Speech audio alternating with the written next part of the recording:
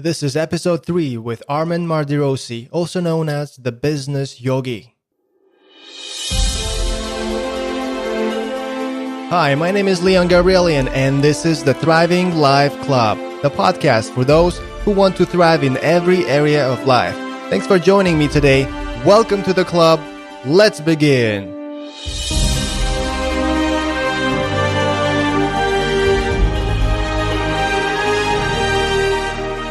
Currently, I'm reading a book called Life and Work Principles, written by Ray Dalio, the founder of the world's biggest hedge fund firm, Bridgewater Associates, which manages $160 billion. In his book, Ray Dalio says that meditation has helped him tremendously and recommends that we seriously consider exploring it. This is what he says. Meditate. I practice Transcendental Meditation and believe that it has enhanced my open-mindedness, higher level perspective, equanimity, and creativity. It helps slow things down so that I can act calmly even in the face of chaos, just like a ninja in a street fight. I'm not saying that you have to meditate in order to develop this perspective. I'm just passing along that it has helped me and many other people, and I recommend that you seriously consider exploring it. In another interview, Ray Dalio credits meditation for being the biggest ingredient of whatever success he's had. He says, meditation, more than anything in my life, was the biggest ingredient of whatever success I've had. Our today's guest is not only a successful entrepreneur and business owner, but he is also a certified Kundalini yoga teacher and knows all about the benefits of yoga and meditation. His Twitter profile describes him as a practical dreamer who gets shit done. In today's episode, we'll be chatting with Armen Mardirousi, also known as the Business Yogi. Armen is the CEO of Neolinks Group, a firm that specializes in web design and inbound marketing services. One of his startups recently secured $8 million in seed funding from Anderson Capital Group, a private equity firm. Now check out this quote from his latest Instagram post. It says, "To remember who you are, you must forget who they told you to be." Without further ado, let's jump right into the interview with him. Welcome to the Thriving Life Club, Armen. Thank you for taking time out of your busy day to chat with us. Let's dive into the beginning of your story. Tell us a little bit about your journey. Sure. I came to this life, you could say, back in the 70s, born in Iran, just before the Islamic Revolution, so during the time of the Shah, and spent my first birthday in London. Went back to Iran shortly thereafter. I was, I think, about maybe 6 years old. We left the country, went to Greece, spent a couple of years there, and we moved here to the States. I was in the 3rd grade. I came here not knowing anybody. We had no relatives, nothing. I think I knew 3 English words when I moved to the States, rat, cat, and hat, because of the children's book my mother used to try and teach me English while we were in Athens. And early on in life, I knew I wanted to do my own thing. Even as a child, I remember not liking being told what to do. So it was only fitting that at the age of 18, I decided to start my own company rather than go work for anybody. Spent about 3 years doing computer repair. This was in mid-90s. And then right around the time of my 21st birthday, actually shortly before, I got into web development. And that was fairly early on in the internet age. And I've been doing that for about 18 years now. As far as my journey, I know that's a very condensed version, but that's how I got here. There have been obviously many ups and downs along the way, many doors that I've been curious as to what's behind that I've knocked on. and they've been opened up to me, or I've forced myself in. But yeah, that's, I think, pretty much sums it up. Just a curious guy out doing his own thing. Today we're sitting at Neolinks Group offices. That's the web development company that you were talking about, right? Mm-hmm. Yes. I saw that the company got, in 2016, it got the top web development company award, as published in Clutch. Correct, yeah. It's the human agency with superhuman powers. Do you just build websites, or do you do something more? Our main line of work could be broken up into 3 sections: web development, app development, and marketing.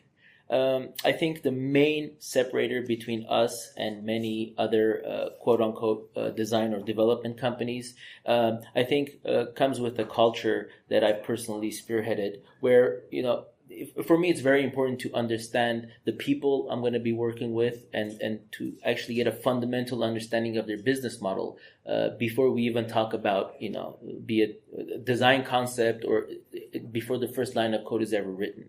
I'm a self-taught programmer, but I went to school for business. So I think one of the things that I bring to most of the teams professionally that I work on, I tend to be the guy that can connect the business and the tech with a fluid understanding of both sides' needs and lingos, and then do that translation in between. And I think one of the benefits I got, I never believed in, going to school so I can get a job. Mm-hmm. So my company was well on its way, several years of hustling, trying to make ends meet before I decided to go to college, where I got a bachelor's degree in business administration, and later on went on to get an MBA, Master's in Business Administration. So I think that's really helped me understand how things work in the real world before getting that theory and, the hypotheticals to put behind it. Most people, get the book learning done first and then go and try to implement it. Are you talking about most people go to school for business and then they get out of school and start delving into entrepreneurship and starting businesses, or most of them work for someone else, right? Yeah. As opposed to what you did, right? You started conducting business, on your own, out of your curiosity and entrepreneurship, and then went to school. Why did you go to school, though? Why did I go to school? I think the main driver of going to school was just right after high school. I did take a few college classes, but it was just for curiosity. So I took things like electronics, basic circuit design, just because I was curious as to how electronics worked, robotics. But I took quite a few classes just out of curiosity. And at one point, after I'd left school, it dawned on me that I have almost enough credits to transfer to a 4-year college and, fairly quickly get a university degree. And I think one day I was reading that the odds of children going to college are much higher if both parents have a 4-year degree. And my wife, after high school, she went to university, completed her 4-year degree. And by this point, my son at the time was already growing up. So I decided if I can do that and also increase his odds of going to school, maybe I should do that as well. So I think the main driving factor was just, children, to encourage them to go to school for certain reasons, right? Yeah, and just so prove at least on paper that I can finish what I started. So rather than having some college education, a lot of times when you're filling out surveys, they'll ask you, high school diploma, some college, completed college. Right. I thought it'd be nice if I can click on the completed college as opposed to some college, because it felt like, what's some college? Did I start and not finish? So I guess to a certain extent it was some selfish reasons for wanting to go. So I'm disappointed because you're not a dropout, just like, most of the successful entrepreneurs who started businesses, most of them say I'm a dropout. I stopped going to school. My GPA was super low, But well, don't get disappointed yet. I was a horrible student. And technically, when I started the business, I was a dropout because I had some college, but hadn't finished college. So to a certain extent, I was a dropout. So why were you horrible in school, though? Were distractions? It was very difficult for me to stay interested in things beyond at the time, for example, when I was going to community college, I believe at that time, I think it's shorter now, but the semester was 17 weeks. So I did great in the first 3 or 4 weeks. Mm-hmm. But then I would start losing interest because I felt the classes just moved too slow. Same in high school. The things I would learn in a semester, I felt I could, you could teach us that in a week. Why do we have to take so long to do it? So it was just a matter of losing interest. And I think it was, and I came to this realization in 9th grade. I remember I had an English teacher, Miss Lopez. And one day, I rarely, if ever, did any homework in her class. But I remember first semester was coming to an end, and she gave me a B in the class. And some of the students, one student in particular, I won't say his name, but he was very upset because he hit the books every night, he did his homework, and he was also getting a B. Mm-hmm. And he just couldn't understand why he was getting the same grade I was getting. And he brought it up in class. And Mrs. Lopez turned to him and said, I'm not grading you on what you do necessarily. I'm grading you at the level at which I feel you understand my class. And he said, just because Armen doesn't do his homework doesn't mean he doesn't understand it. And to me, that was, it was the first compliment, I guess you could say, I ever got from a teacher. But, it kind of felt like, okay, I think she gets me. And at the time, and I still do, when I write, I write all capital letters. Uh-huh. And she was the only teacher who never gave me any slack for that or gave me any problems for that. A lot of my teachers would say, you can't write all capital. She told me, that's fine. Just show me that you know what needs to be capitalized by writing that letter a little bigger than the rest. Mm-hmm. She said, I'm fine with you writing all caps. And I was like, okay. And she was known for being a pretty strict teacher, but I felt like she actually got me. And, so I kind of diverted from your question. But yeah, I was a bad student in that I just, tell me what I can't do, and I tend to want to do that, and that doesn't jive well at school. I see. Yeah, true. I've experienced that too. They're teachers, and then there are teachers, with a capital T. There's more to the person, to the teacher, Tell me more about the CVOffers.com, that the mm-hmm. company that 2 months ago you secured a seed funding mm-hmm. for this company. Well, CV Offers, about 3 years ago, I started experimenting within Neolinks by kind of creating Neolinks Venture Studios, kind of like a subset within the company, to kind of ideas that come in or we come up with to kind of build upon and put our expertise behind, and then try to take to market. And CV Offers was actually the first company that we took in and kind of built internally. It's a real estate transaction coordination and management system mm-hmm. where it allows for full transparency and clarity for everybody involved in the real estate transaction. So from the listing agent to the seller, the buyer, the selling agent, everybody. At all times, you can get third-party verification as to any action. For example, if I'm a buyer and I want to submit an offer on a property, I give it to my agent, and typically I don't know what happens after there. It's like a black box. You put something in and you hope what you expect comes out the other end.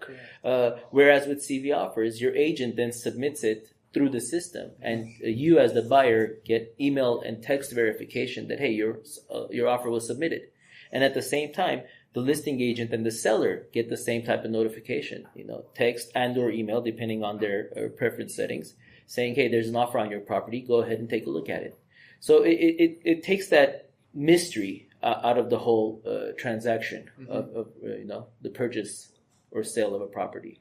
Awesome. That sounds great. So this Anderson Funding Group, right? Mm-hmm. They obviously saw the value. It said they valued the company that's going to be developed into 80 million, and you were able to secure 8 million. And were you actively pitching to different investors, or did they notice you somehow? How did that happen? They noticed through a colleague of mine who's also involved in the company. Mm-hmm. One of his acquaintances is involved with Anderson as well, and that's how they got word. We weren't so much actively pitching. We were still in the building stages when we showed up on their radar. So they kind of stepped in, and it it took a few months for them to kind of go back and forth, ask questions. We also wanted to ask them questions, make sure they're the right partner for us. Right. It was. I think everybody's stars aligned. They weren't necessarily looking for a tech company at that time to invest in. We weren't necessarily looking for such big funding at that moment, but just things worked out. And which I find often that's the case when we try to force things. Things happen a little differently than expected. But tell me more about that. Sure. Well, one thing I've learned over the years is it's become cliche. If it's meant to be, it'll happen. But I'm a true believer in that. If it's meant to be, it'll happen. Mm-hmm. I mean, obviously, I do my part, but I don't try to force things. And also on the flip side, if something doesn't happen the way I expect it to happen, it's okay.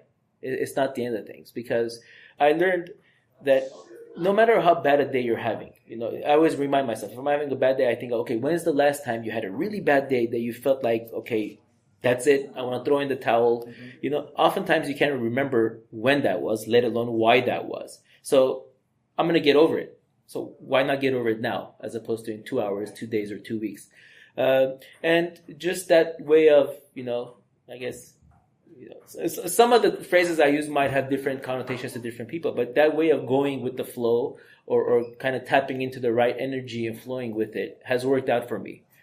Some people that might not work out for, but I feel, it's worked out well for me. As an entrepreneur, or both in everyday life with family and relationships? Sure, yeah. I mean, yes, just holistically. Yeah, I tend not to...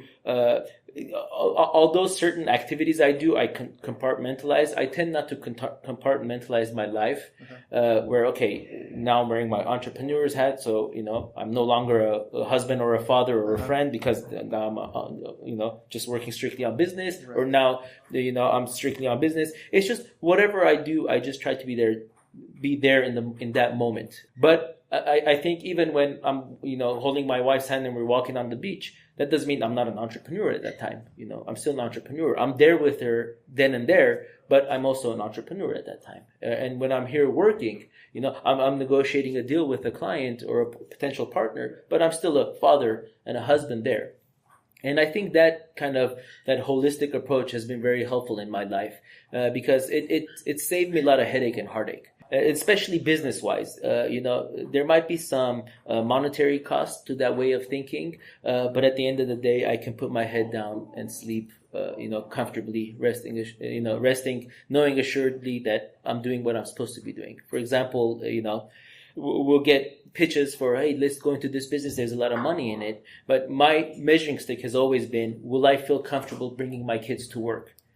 Knowing that, am I okay for them knowing that that's the line of business I'm in? And if the answer is no, or possibly it's a gray area, immediately I'll say, I don't want to do that. Because, if my son needs something and is driving by, hey, Dad, can I come upstairs to grab such a thing? I don't want to have to scramble, Or if my daughter wants to come to work and say, hey, Dad, today's my day off, can I come give you a hand?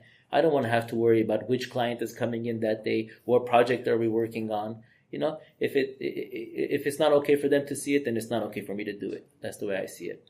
I see. So you have an internal barometer for going forward, basically making choices. So even in business decisions, I'm still a father and a husband and a friend, at that time as well. Not just, okay, I'm an entrepreneur, so will it make money? Yes or no, and then I move forward if it does, and I don't if it doesn't.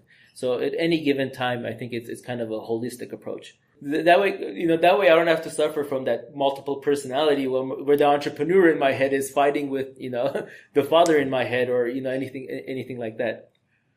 Do you have a philosophy? What is your philosophy towards life and work? Overarching philosophy that you might have? Yeah, I think my overarching philosophy would be something that I'm a practitioner of yoga, and something that my teacher told me that my teager's teacher told him, to be a forklift. To lift those around you up. And a lot of good people will say that, a lot of religious people will say that, a lot of spiritual people will say that, not necessarily in those words, not so mechanically as being a forklift and lifting people up, but I think that philosophy tends to work best. Just when you're thinking about those around you as well as yourself, in the long run, it always pays off. Having been doing this, working in neolinks for 18 years now, there's been a lot of time, especially ever since I moved to the States in early 1987. I've been living in Glendale. My office is in Glendale. I'm still living in Glendale. So naturally, a lot of people I've gone to school with that know me or know somebody that knows me. A lot of times things will happen where even I'm sitting with a client. We're discussing a 6-figure deal. The next meeting they come back. Oh, by the way, my cousin went to school with you. And, I don't have to worry about, who's this person's cousin, because did I do something that, potentially can jeopardize this 6-figure deal. So to me, it's just, just being fair to everybody, but also expecting everybody to be fair with me. And just at the end of the day, if I can be happy and make those around me happy by lifting them up, I think you can't go wrong. What are the 3 things that you need on a daily basis to thrive during a typical day? I definitely need meditation, you can call it. My morning ritual, where I can get up early, before the sun comes up, and I can do my thing. Practice my yoga, meditate. That's definitely very important to me. Number 2, I definitely want to read every day. That's I feel like my day is complete if I read that day, and I've made it a point, and it's been a few years. I read just about every day. And I think the 3rd one is, especially recently, this has become a lot more important to me, is not only knowing that I'm loved, but for my loved ones to know that they're loved, at least from my end. And I think just doing those things, even if, and for them to know that they're loved doesn't necessarily mean I have to text them I love you or tell them I love you. I think, just if you love somebody, they can feel it, So I just want to make sure those things are in place. So those things kind of, I think, help me thrive, but also meet that requirement of me raising those around me up, especially for, my immediate family, my wife and kids, and particularly my kids, 13 and 21. So, at those ages, they're, I think it's very important for them to have a strong, I think, sense of themselves and where they stand, in this life. And doing those 3 things, my kids read because I read. We've never had to tell, especially my son, who, when he was very young, my wife was going to school, and then shortly thereafter, when I started going to school, he's always seen us doing, schoolwork or, doing whatever needs to get done. So we've never once had to tell him, hey, go do your homework. Not that, quite honestly, not that that's all that important, I think, in the bigger scheme of things. But, through osmosis, they pick all of that up, And that's the best, instead of telling them, you lead by example. I believe that's the best way to do it in parenting and in business and any other areas of life. I would love to find out more about your morning ritual. Tell me more about that. Sure. I always put aside some time for some physical yoga. So I do physical yoga. I typically go on a run 4 days a week. So sometimes in the morning, sometimes in the evening. So when in the morning, that'll fall into my morning routine. Then I sit in meditation for some time, because one thing I've learned, they say, is prayer is when you talk to God, and meditation is when God talks to you. So just getting that sense of purpose, that clarity as to, just letting everything just kind of quiet down. And then, because all the answers are within, all the ancient traditions teach us that, all the answers are within. It's just, especially with modern life, just the hustle and bustle, we never slow down to listen. So that's definitely an important part. And then, I spent about 30 to 45 minutes reading in the morning as well. And another part of my morning routine is a cold shower, which is probably one of the hardest things I do every day. But just jumping into the cold shower before the sun comes out. And I'm talking about, when I say cold shower, I'm talking about only cold water, not, not a little hot mixed in there. Not combining. Yeah, no, it's just cold water. So, because I learned that, if you can face that, especially when you first get out of bed, 2 hours before the sun comes out, if you can face that, then the rest of the day is easy. Exactly. Any specific yoga you practice? Yes. And specific books that you read? Is it fiction, non-fiction you like? As far as the yoga, I practice Kundalini yoga. In fact, I'm a certified teacher in Kundalini yoga, and I'm starting a course this coming Tuesday. And as far as books, I read all kinds of books, fiction, nonfiction. At any given time, usually I'm reading at least 2 books, but usually they're not related. So one would be a business book, the other might be, a biography, so that there isn't any confusion as to which book I read what in. But any given time, I'm reading 2 books. It could be up to 4 books, depending on what books are sitting on my desk at that time. Probably one of my while I practice non-attachment, but probably one of my most prized possessions is about the 500 books that I own. Yeah, so physical books. Yeah, I mean, I have a lot of digital books, but I just like that feeling of holding a book in my hand, and especially if I'm reading something, a business related book, I love to highlight it and dog-ear the pages so I can come back to sections that really interest me. I know I kind of combined about 3 of your questions into one. Yeah, I wanted to find out specifics because it's important. Sure. Everyone reads, everyone does yoga, everyone runs, specific. Have you run any marathons or competitions? My goal is to run a marathon before I turn 40, and the next Los Angeles Marathon on mid-March of next year is my only chance, because after that I'll turn 40 next year. So that's my goal, is to run in that marathon. They have marathons all over. They have one in San Diego. Yeah. I ran the Los Angeles Marathon this year. Okay, how was that? It was good. It was awesome. Beautiful. Didn't have much training, just several months of training, but I was able to finish. That was my only goal. Yeah. Just to finish, a personal goal of mine. Okay, so we're on a similar track. That's a good goal to have. Yeah.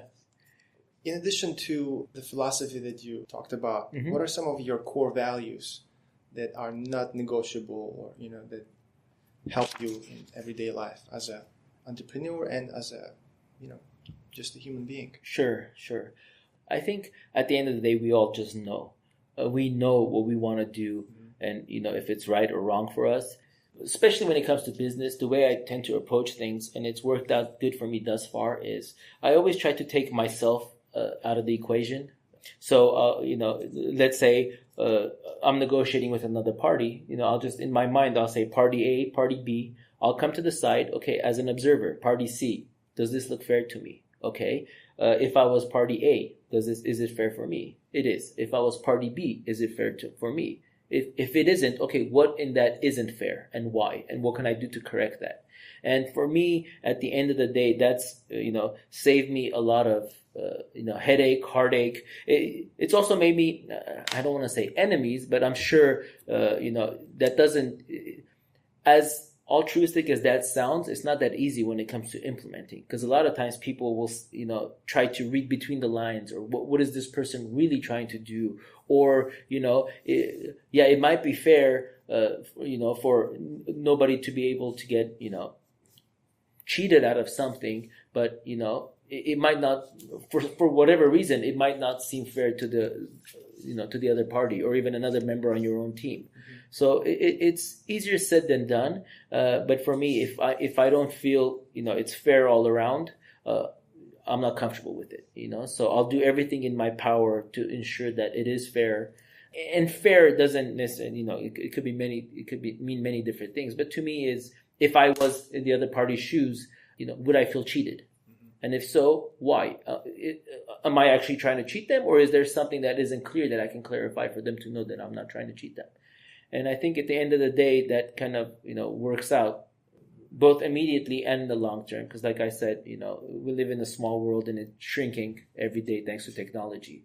So I wouldn't want to do something for immediate gratification, and then it can hurt me or my loved ones further down the line because somebody says, oh, this person wasn't fair with me or didn't treat me right, when Excellent. Yeah, it sounds like you intend to structure win-win-win mm-hmm. situations and win-win-win deals for yourself and for your partners. Yeah, and in order for that to be effective, you have to be able to walk away if you can't get that. And a lot of times especially if it's someone I'm doing business with on my side of the table, quote unquote, that I'm doing business with, to get them to understand, okay, this is what we're going to strive for. But if this doesn't work out, or something just as fair or just as, righteous, we have to be willing to walk away from it. And a lot of times it takes some convincing initially, for your partners to say, hey, we're leaving money on the table, but, attached to that money, there might be a lot of negatives. And, most of the time, if not all of the time, the partners will come back and say, hey, I'm glad we walked away from that deal 2 weeks ago, because in hindsight, this, and this could have been very damaging to me personally. So I have yet to listen to my gut and get into trouble. But, especially in my younger days, I got into a lot of trouble going against my gut. Tell me more about that. Well, it's just, we'll do things, even something very small, and you say, I knew I shouldn't have done it, but you did it. Even if you gain something immediately, in the long run, it comes back to, bite you in the ass, as they say. Like what, in business?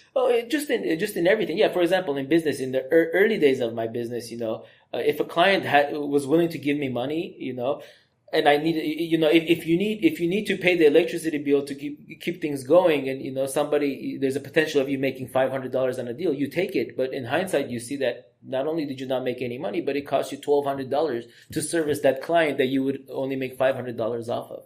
And going into it, you knew that, you knew it. You try to convince yourself it was otherwise, but you knew it for sure, So yeah, a lot of times it's just that short-sightedness. And on the flip side, there's been times where, I've just doesn't feel right.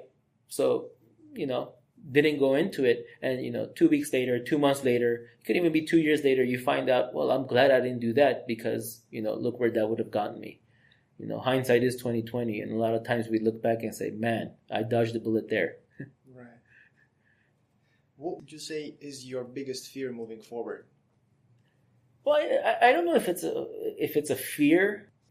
I don't have any fears. People always ask me, something kind of related to that question. People always ask me is, what do you want? Especially as a parent, what do you want? So I don't have fears. Oh, what if this would happen, or what if that would happen? But I always say, the only thing I want is for my kids to live to their fullest potential. If they're living to their fullest potential and they know that they're living to their fullest potential, it doesn't matter. I tell my kids, I said, money doesn't measure happiness or your wealth or your status. I said, some people are so poor that all they have is money. I said, as long as those around you, your friends can count on you, you can count on your friends. I mean, family is even, beyond what friends are. I said, the connection that we have, if we can count on each other, no matter what happens, you can always come back home, and, you have parents there, and just knowing those things, I think, that's wealth. And I know even before the interview we were talking, wealth, society might measure wealth in, money or possessions. But at the end of the day, do I have love? Do I have love to give? And do I have somebody to give love to? And, do I have clean air to breathe, and, clean water to drink, and good, nutritious food to eat? That's true wealth, health. You can have all the money in the world, but they say, yeah, you might be able to afford a better doctor, but, if you get sick, you get sick. There really isn't much you can do about it. So, that's how I measure wealth. And as far as fear, I wouldn't say, to quote a famous world leader, the only thing we have to fear is fear itself. Mm-hmm. I think fear is paralyzing a lot of times. So I try not to even think about. So you deal with fears successfully. Like how do you deal with fear and with challenging situation, challenging events in your life? I think the two biggest tools that I have in my tool belt is, talking to my wife or somebody that I trust. And I think I just picked her because there's nobody I trust more than her, So you're just talking things through with my wife. And a lot of times when we say something out loud, it's almost like we're answering our own questions. But just having somebody trustworthy where you can bounce ideas off of, and then just listening to yourself. So going back to that meditation. So I tend not to make any big decisions without sleeping on it, especially when it comes to business. I move fast, but I rarely, if ever, will pull the trigger on something without sleeping on it. Because once you sleep on it and you wake up, you've kind of absorbed it completely, and you wake up with a fresh mind, then so that's how I deal with it. Be it, fear, be it anxiety or something that causes fear or anxiety. It's just, I just talk about it, meditate, and sleep on it. Yeah. Get it out of your system, right? Yeah. And then give it some time. Yeah, time. To go back a little bit, we're not saying, are you saying making money is bad? No, making money isn't bad. So having money is good, right? Sure. Yeah, there's a lot of things you can buy with money. Exactly. Makes life easier and better in some cases. But you said some people are so poor that the only thing they have is money. Mm-hmm. Could you elaborate on that? Sure. What do you mean by that? Sure. For example, the things that I hold dear, I don't think they can be bought. For example, if you're receiving love because of money, is that really love? I don't know. For me, I don't think it would be, but I'll let everybody make that choice for themselves. If I have all the money in the world, but I don't have my health to enjoy that money, am I really wealthy? I don't know. Or if I don't have that, that clear conscience where, okay, I've done everything I could, or I've done no wrong, either to myself or those around me, but I have all the money in the world. Am I a wealthy person? I mean, I don't know. To me, it doesn't, those two don't add up. Don't get me wrong. Money could be a part of wealth. It usually is. But money alone, for me, doesn't constitute wealth. And then definition of rich, when we say rich, most people think it has to do with money predominantly. But in my opinion, it mostly has nothing to do with money, but has to do with your experiences, with your outcome, your mindset, your taste, the people you surround yourself with, your interaction, the relationships. That's what creates richness in your life. Mm-hmm. Would you agree? What do you have to say about that? Yeah, definitely. I think you hit the nail right on the head. That richness, that flavor of life. It takes more than money. Granted, money obviously makes things easier. It's difficult to enjoy life if you don't know where your next meal is coming from, especially when you have others dependent upon you. But I think just having that next meal at the ready doesn't in of itself constitute a richness or wealth. There's a lot more to it. One of my mentors said, money is like a magnifying glass. If you're good, more money is going to make you better. If you're bad, more money is going to make you worse. Yeah. It's an enabler. It enables you to do what you are. What is your definition of a thriving life? I think happiness is our birthright. And this is something, again, I learned through my practice of yoga in some of the writings that I've been studying in my journey through yoga. Happiness is our birthright. So everybody has that right to be happy. And, to thrive, having that ability to be happy. Some people choose not to be happy. I know a lot of people that complain all the time, and you can just sense that complaining, that misery, that kind of martyrdom mentality is what they associate with. And even if they could give up that quote unquote sadness, it's almost like that's become a part of their identity. If I give this up, then what do I become? So I think just being able to realize that, just being able to live in the moment and just bringing your full attention to the here and now, I think that's thriving life, because I read somewhere where it said, you don't want to live in the past because that's depression. You don't want to live in the future because that's anxiety. And you can only be here now and be happy. And I think you're thriving when you're here and now. Otherwise, you can live 90 years, 100 years, 120 years. But if you're always living in the past or living in the future, then your life was just a dream. You were never here and now. And I think to thrive, we need to be here and now and realize that we're more than skin and bones and flesh that, we are. So there's a spiritual aspect. You are also known as the business yogi. Yeah. Why? What does it mean? I think that name came about because of my kind of, just my approach to business. It's more than just, okay, this is the business model we're going to use, A, B, and C, so now let's go and execute. It's kind of a more holistic approach. The term yogi being somebody that practices yoga, and I think it kind of came about because I practice yoga. But I also, again, going back to when I said I don't separate the different aspects of my life, I kind of bring that, what I learned through yoga into my business as well. And even what I learned in business, I take to yoga and kind of all around. And I think that's how that came about. And just that a lot of people over the years have told me there's a sense of calm. It's almost like, when you say something, even when it comes to business, when there's all this uncertainty around the table, you kind of have a way of explaining it where everybody gets that calmness and say, okay, it makes sense. This is why we're going to do it this way. And that's kind of how that came about.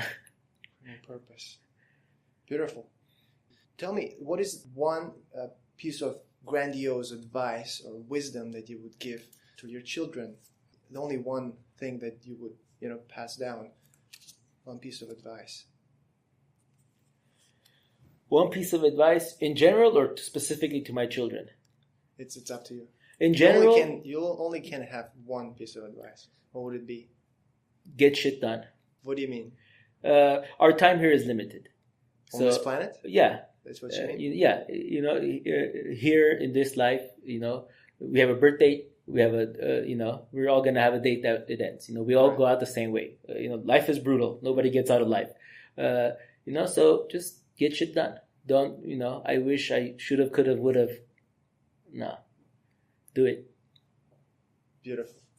Thank you, Armen, very much for joining us at the Thriving Life Club and chatting with us. It was an awesome interview. I enjoyed it very much. As did I. Thank you. And there we have it. Another amazing guest has visited our club. Make sure to subscribe to the Thriving Life Club podcast on your favorite app. Simply go to thrivinglifeclub.com/ and the name of your favorite platform. iTunes, Stitcher, Spotify, Google Play, YouTube. You get the point. You will find the show notes, the episode freebie, and the resources mentioned during the episode by navigating your browser to thrivinglifeclub.com/ and the number of this episode. For example, for the episode 3, you would go to thrivinglifeclub.com/ 3. For the episode 7, you would go to thrivinglifeclub.com/ 7. We want to make this podcast the #1 podcast on iTunes in its category. When you feel inspired, head over to iTunes and give us a quick review to keep the podcast commercial free and get it discovered by more people like you and families like yours. Rate and review the podcast on iTunes and share it with your friends. Let's inspire more people together. And until the next episode, just remember, start where you are, use what you have, do what you can, live a thriving life.